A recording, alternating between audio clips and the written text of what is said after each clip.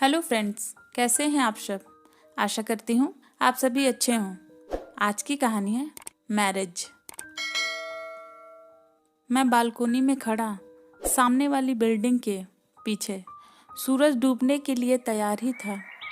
पक्षी अपने अपने घरों को लौट रहे थे, जैसे कि दिन भर का सारा काम खत्म कर लिया हो। आसमान में फैली हल्की रंग की रोशनी थी। मेरा मन बड़ा घबरा रहा था कि हर चीज़ अपनी पसंद की ले सकते हैं, लेकिन जिसके साथ जिंदगी बितानी है, क्या वह मेरी पसंद बन पाएगी। मन में अजीब अजीब से सवाल थे। इतने में रुचि ने मुझसे पूछा, आपको क्या पसंद है? आपका फेवरेट सॉन्ग कौन सा है?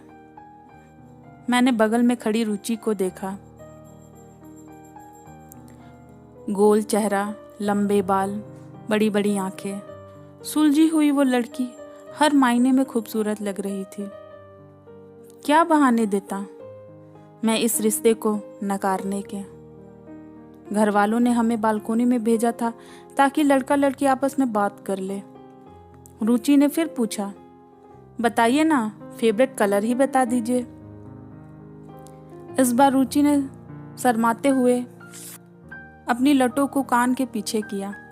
फिर मैंने हिचकिचाते हुए कहा, आप ही कुछ कह दीजिए ना, आप भी कुछ बताइए।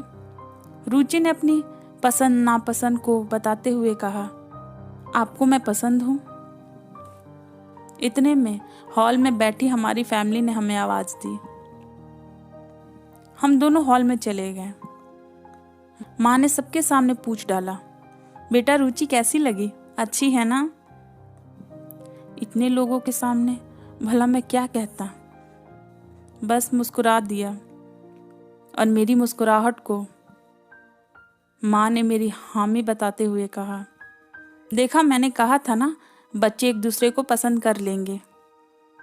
मैंने रुचि की ओर देखा। उसके चेहरे पर शर्मीली मुस्कान थी। मैं कुछ समझाता या बताता उससे पहले ही मेरी माँ ने कहा, बताइए भाई साहब, आगे की बात अब हम कर लें।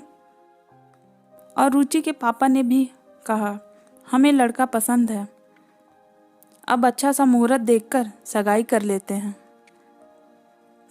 पर मेरे मन में क्या था यह कोई देख ही नहीं पा रहा था। मैं शादी नहीं करना चाहता था। मैं खुश था अपनी जॉब में, दिल्ली में रहता था। 2 बेडरूम का छोटा सा फ्लैट था। कुछ दोस्त थे। यह बहुत था मेरी खुशियों के लिए। बस मेरी जिंदगी में दिक्कत तो वो थी छुट्टियों में घर जाना और माँ पापा से शादी को लेकर बहस करना। यही डर से मेरे मम्मी पापा को यही डर था कि कहीं मेरी उम्र ना निकल जाए। उम्र के साथ शादी चाहते थे वो मेरी। माँ कहती थी, 30 के हो चुके हो, अब शादी की उम्र जा रही है, हमारा क्या ठिकाना है, बस पोते पोतियों का मुंह देख लें। मैंने कई रिश्तों को मना किया था। पिछले 5 सालों से वही राग चल रहा था मेरे घर पे। यहाँ तक कि रिश्तेदारों और पड़ोसियों का भी वही राग बज रहा था। हम घर वापस आए। मैं उदासी वाला मुंह लेकर अपने कमरे में चला गया। माँ भी मेरे पीछे पीछे आई और कहा, निखिल बेटा, मैं सब समझ रही हूँ तेरे दिल का हाल, पर बेटा अकेले यूं जिंदगी नहीं कट जाती है। सब कोई जानते थे कि मैं स्नेहा को चाहता था, पर स्नेहा अब इस दुनिया में नहीं रही है। उसके एक्सीडेंट को 6 साल हो चुके हैं और मैं उसकी यादों को भुला नहीं पा रहा था। मैंने रोते हुए अपनी माँ को गले लगा लिया।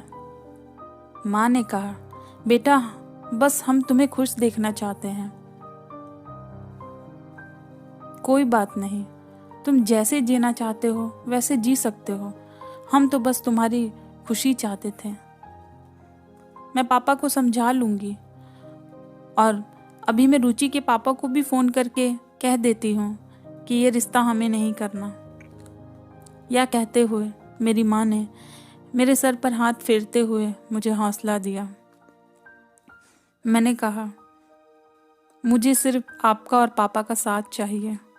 यह कहते हुए मेरे अंदर सालों से भरा दर्द आंसुओं के साथ बाहर निकल आया। माँ और पापा ने कहा, जिंदगी के हर मोड़ में हम तुम्हारे साथ हैं। यह सुनकर मेरा दिल हल्का हो गया और मैं एक नए सफ़र में निकल रहा था। और इस सफ़र में मेरे अपने भी मेरे साथ थे। बस इतनी सी कहानी थी ये। आपको कैसी लगी? अच्छी लगी? चैनल को सब्सक्राइब करें, लाइक करें और शेयर करें। आगे ऐसी कहानियाँ मैं और आपके लिए लाती रहूँगी। तब तक के लिए अपना ख्याल रखें।